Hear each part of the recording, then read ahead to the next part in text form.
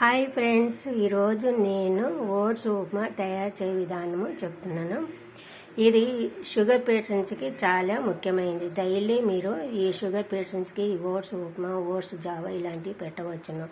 ఈ ఓట్స్ ఉప్మా గురించి నేను ఈరోజు చెప్తున్నాను. ఫస్ట్ మనం కళాయి పొయ్యి మీద పెట్టి అందులో కొంచెం నూనె ఆయిల్ వేయాలండి. ఆయిల్ వేసిన తర్వాత అందులోని ఆవాలు, జీలకర్ర, మినపప్పు, శనగపప్పు, కరివేపాకు, ఉల్లిపాయలు, పచ్చిమిరపకాయలు, పచ్చిమిరపకాయలు తరిగేసి వేయాలండి. ఇవన్నీ బాగా వేగిసిన తర్వాత కొంచెం ఒక గ్లాసుకి 2 గ్లాసులున్నర నీళ్ళు పోసిన తర్వాత బాగా మరిగిన తర్వాత ఓట్స్ మనము ఒక గ్లాసుకి మనము మొత్తం అందులో వేసి కలపాలండి. అది బాగా కలిపిన తర్వాత మనకి ఈ విధంగా తయారవుతుంది. ఈ ఓట్స్ ఉప్మా ఇలాగా తయారవుతుంది. దీన్ని డైలీ షుగర్ పేషెంట్స్కి పెట్టండి. చాలా ఆరోగ్యంగా ఉంటారు. షుగర్ కూడా కంట్రోల్ ఉంటుంది. మీరు బాధపడకుండా ఓట్స్ జావా, ఓట్స్ ఉప్మా మీరు డైలీ పెట్టండి. ఆ తర్వాత రేపు ఎగ్స్ గురించి నేను మీకు చెప్తున్నాను.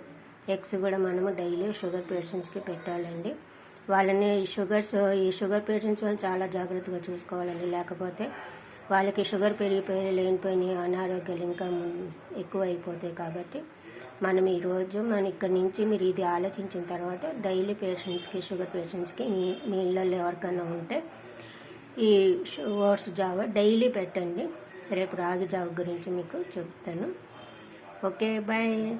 ఇది మీకు నచ్చితే లైక్ కొట్టండి, సబ్స్క్రిప్షన్ చేయండి ప్లీజ్. ఉంటానండి.